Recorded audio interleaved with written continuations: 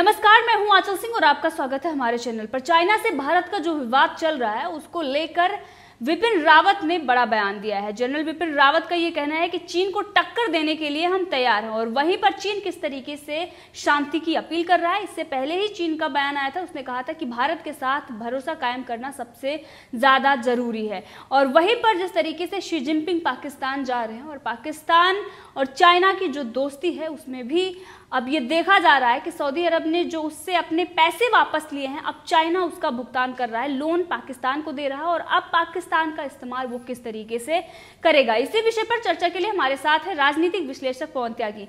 Sir, आपका बहुत बहुत स्वागत हमारे चैनल पर। सर, चाइना तो पहले से भी शांति की अपील करता आ रहा है, आधिकारिक तौर पर उसका यही बयान होता है, लेकिन जो उसका दूसरा दोहरा चरित्र है वो सामने जो आता है वो बॉर्डर पर। इसके लिए जो जनरल बिपिन रावत का बयान आया है, जो सीरियस जनरल बिपिन रावत ने कहा है कि चीन को टक्कर देने के लिए हम तैयार हैं, क्या कहेंगे आप इस पर? देखिए, पिछले काफी दिनों से चीन ने अपनी सेना को पूरी ताकत के साथ, अगर कहें तो, लद्दाख के एरिया में लगा रखा है।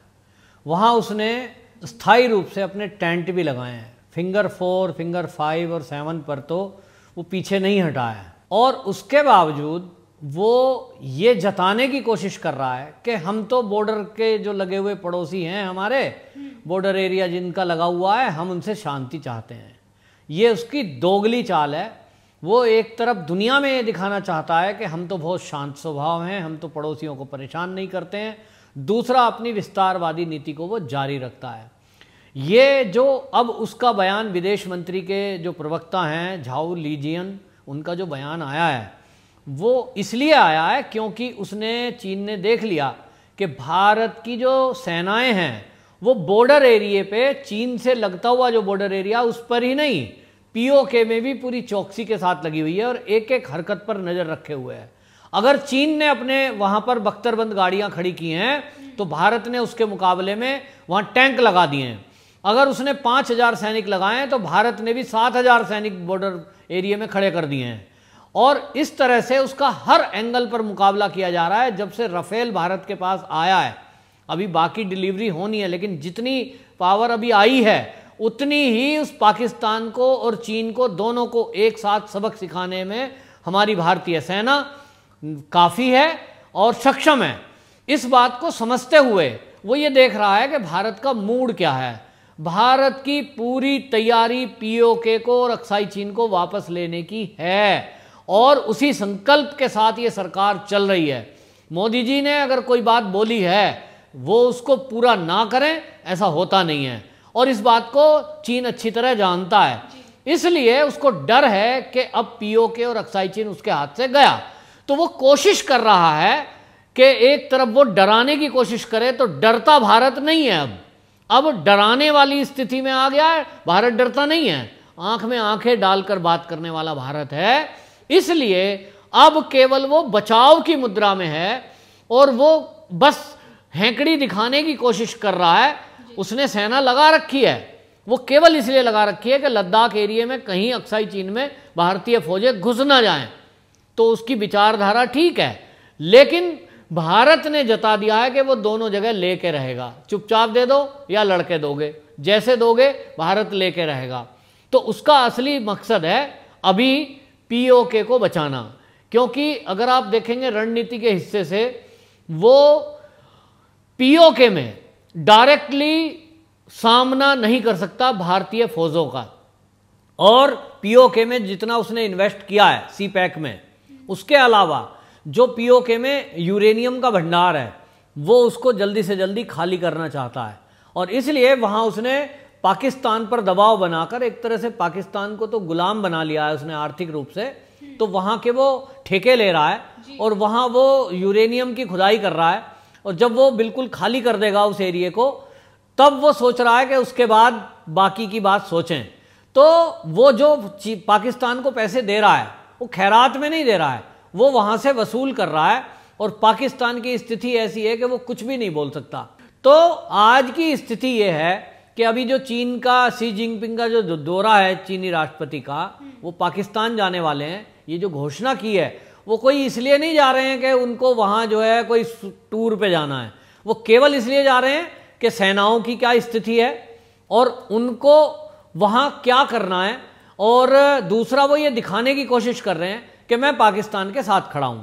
अभी जैसे सऊदी अरब के जो प्रिंस हैं उन्होंने उसका जो कर्जा था वो कैंसिल कर दिया पाकिस्तान का, और उनसे कहा कि मेरे पैसे वापस दो, तेल भी नहीं देंगे। इस स्थिति में उसके पास चारा नहीं है पाकिस्तान के, तो वो चीनी की तरफ देख रहा है। चीन से लेके ही पैसे दिए तो लेते रहो बेटा, और कर्ज में डूब जाओ तुम। पाकिस्तान की आज स्थिति है कि वो जब चाहे चीन उसको अपने हिस्से में मिला लेगा, इतना गुलाम हो चुका है। तो भारत भी इस बात को समझता है कि इनडायरेक्टली उसका जो दुश्मन है, जो पाकिस्तान के पीछे से वार करने को तैयार बैठा है, या इनडायरेक्टली वो कर भी रहा है छद्म रूप से, चाहे वो आतंकवादी भेज के कर रहा हो, चाहे वो पाकिस्तान को हथियार दे करके कर रहा हो, है पीछे चीन ही। तो बड़ा दुश्मन चीन है। भारत भी इस बात को जानता है, और चीन का मुकाबला करने के लिए जो रणनीति चाहिए वो मोदी सरकार और मोदी जी बना रहे हैं। उसके तहत ही उन्होंने ऑस्ट्रेलिया, जापान और आपका रूस, अमेरिका, इन देशों को एक साथ लाके खड़ा किया है, और ये तैयारी कर रखी है पूरी कि जिस दिन अटैक करना होगा ये सब लोग मिलकर एक साथ करेंगे। और इस झटके को चीन कभी भी सहन नहीं कर पाएगा।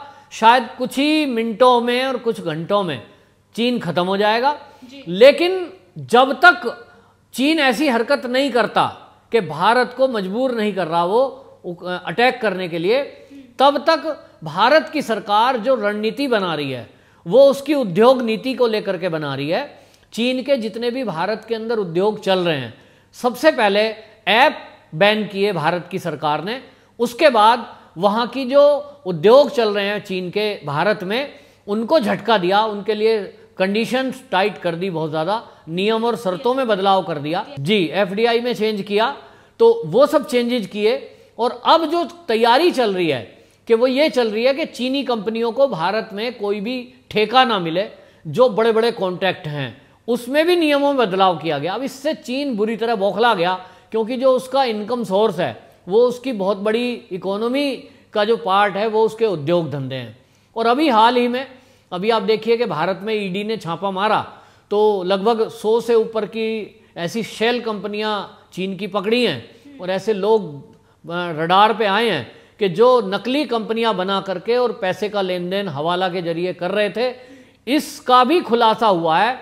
वो खुलासे में अब आप देखिए आगे क्या होगा। मैं आपको एडवांस में बता रहा हूं कि अब ये सरकार को, अभी तक ऐसा था कि आप तनाव अगर किसी देश से है तो आप उद्योगों को बैन कर सकते हैं, तो चीन इसको अंतर्राष्ट्रीय मंच पे उठा रहा था कि भारत हमारे साथ ठीक नहीं कर रहा है और ये WTO का उल्लंघन है, क्योंकि ये ट्रीटी है कि आप किसी भी व्यापार को बैन नहीं कर सकते। भारत ने उस अनसुना करते हुए बैन करना शुरू किया। अभी उसके जो उद्योग हैं, जो कंपनियां हैं, उनको बैन नहीं किया गया क्योंकि वो WTO की शर्तों का उल्लंघन होगा। लेकिन अब जबकि शैल कंपनियां पकड़ी गई हैं, अब जबकि उनके घोटाले पकड़े गए हैं, 1000 करोड़ का लगभग घोटाला अभी तक सामने आया है, वो कहां तक जाएगा अभी नहीं कह सकते। इसको देखते हुए अब भारत को विश्व मंच पर यह कहने का बहाना भी मिल गया है कि देखिए ये किस तरह से शैल कंपनियां हमारे भारत में काम कर रही थी, हमें डाउट था वो सच में बदल गया है, और किस तरह से यहाँ ये भारतीय उद्योग धंधों को बर्बाद करने के लिए काम कर रही थी, किस तरह से वो पेमेंट यहाँ से आ जा रहा था। अब आप समझिए कि वो भारत में बहुत सारी चीज़ों को डंप करता है, और वो डंप कर रहा था, कंटेनर के कंटेनर आ रहे हैं, उसके अंदर क्या सामान आ रहा है कुछ चेक नहीं करता था। मोदी सरकार ने ये सब करना शुरू किया है। पोर्ट पर जब अब कंटेनर उतरते हैं, पहले होता था कि रैंडमली 10 में से कोई एक कंटेनर चेक हो गया, और वो कैसा चेक होता होगा, पहले हमने देखा है कांग्रेस के टाइम में कि रिश्वत का बोलबाला था, कोई कंटेनर हो पत्ती रखो कंटेनर पास। लेकिन अब मोदी सरकार के सख्त आदेश हैं, वहाँ कस्टम ऑफिसर उनकी ड्यूटियां लगाई गई हैं, और अब एक एक कंटेनर चेक हो रहा है कि चाइना से जो माल आ रहा है उसमें जो कीमत दर्शाई गई है सामान की, क्या वो उतनी एक्चुअल में है, उसकी इंपोर्ट ड्यूटी उतनी दी गई है क्या। पहले ये घोटाले होते थे और अभी भी ये घोटाले पकड़े गए हैं, तो अब सख्ती से पोर्ट पर उनकी जांच होती है, और अब उससे जो इंपोर्ट ड्यूटी लगाई गई है उसका पूरा पूरा भुगतान देना पड़ रहा है। इसी से जो 2 नंबर का काम करते थे पोर्ट के जरिए सामान यहाँ इंपोर्ट करते थे, उन सब पे लगाम लग गई है। तो कमर तोड़ने का कई तरह से प्रयास मोदी सरकार ने कर दिया है। अभी आने वाले समय में आपको बता दूं, अब जिस तरह से शेल कंपनियों का खुलासा हुआ है, अब गवर्नमेंट रूल बनाने के लिए मजबूर है और उसके पास स्ट्रॉन्ग एविडेंस है कि अब वो इस पर बैन करेगी। तो जो इनकी कंपनियां यहां चाइनीज काम कर रही हैं इस समय भारत में, ये अब उनको भी बैन करेंगे कि आप वापस जाइए चीन में। तो ये बैन होने वाली है और ये भारत के लिए अच्छी खबर है, लेकिन चीन के लिए ये बुरी खबर थी। इसलिए चीन बौखलाया और अब शांति वार्ता की बात करने लगे कि साहब यहां तो जो है हम बात कर रहे हैं, बीजिंग की जो योजना है वो पड़ोसी देशों को साथ लेकर के चलने की है। हम पड़ोसी देशों से रिश्तों में सुधार चाहते हैं। अगर चीन वास्तव में सुधार चाहता होता तो जो उसने बॉर्डर एरिया पे अपनी सेना लगा रखी है, भाई उसको वापस कर लेना, उसको वापस हटाओ। और रिश्ता कब सुधरेगा? जब आपने हमारी जमीन जो कब्जाई हुई है अवैध रूप से, उसको खाली करो। जब तक वो अवैध जमीन खाली नहीं करता चीन, तब तक रिश्ता कैसा, तब तक दोस्ती कैसी, तब तक संबंध ठीक कैसे? आप हमारी जमीन हड़पे हुए हैं और आप हमसे चाह रहे हैं कि हम ठीक व्यवहार करें। अब मोदी सरकार है, ये मार के कान पे वापस लेने की ताकत रखती है। अब वही उसके साथ होने वाला है। तो चीन खबरदार, चीन के लिए ये चुनौती है।